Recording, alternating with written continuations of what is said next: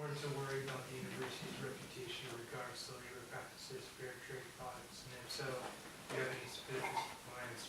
Yeah, it is. We try to do business with people that are not sweatshops overseas, that are not keeping people safe in their work conditions and the rest of that. And as you know, some students have called attention to some of the products in the bookstore, and we're looking into that to see what we can do. We do belong to several trade organizations, fair trade, fair wage organizations that the university tries to, at a minimum, and I don't think they're adequate, some of these groups. And in fact, the students who have been making this point have sent me information as to why some of these groups are not all they say they are. They're not looking after the workers in these other countries as well as they claim to do. So we're going to look at that. One of the problems, and this, by the way, is a national movement. I got the letters from the University of Kansas that were addressed to them. They're identical, virtually word for word, to the letters addressed to us. And one company is particularly being singled out for urging us to buy some more products at the bookstore, for example. We're looking into that. I mean, you have to, one of the problems is, are they the only ones that are trying to do good things? I mean, there may be several companies that are trying to do good things with wages and working conditions. So can you favor one company that meets a standard versus other companies that meet a standard? You've got to, I think that the effort needs to be for companies that meet the best standards, not for one company. Let's say Ford, GM, Chrysler all met the same standard. It can't be our business then to just drive Fords or buy Fords in the university. If there are others that are also meeting these standards, we should be trying to do more with them. Just like we're doing with, some of you may not know, but we try to do with Oklahoma products.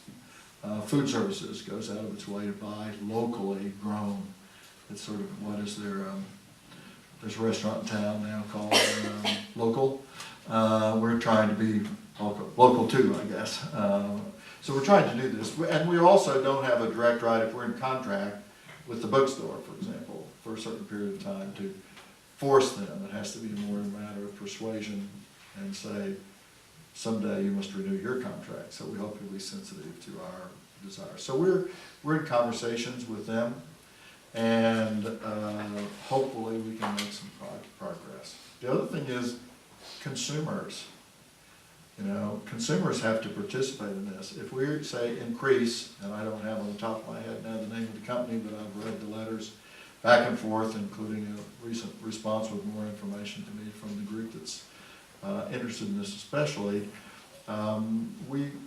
If we jawbone our outlets with which we have contracts, like the bookstore, buy more products of this from this company, put them out where they're seen, try to market them. If the customers all come in and don't buy them, and they go buy a well-known national brand or two that are all there, you give them equal chance to sell by putting them in prominent places in the store and all that, we still can't force people to buy the products.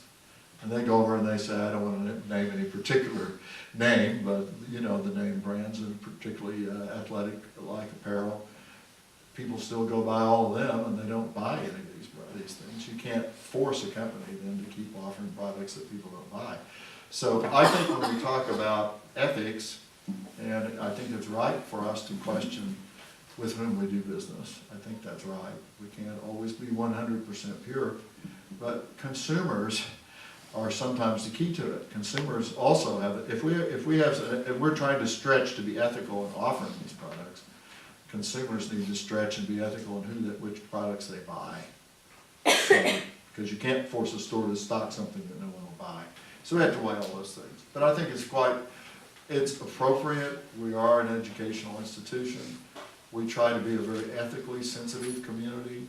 We don't always make it to 100% pure, but we try to move in that way. And I take it as a good sign that our students are interested in it. To me, it says we're a community that has the kinds of ethical sensitivities we should have. So I look at it as a good thing that our students have this interest. We'll do our best to respond And so that at least some action, maybe not all the action everyone wants can be done, maybe not all at once, but we're gonna try to make progress.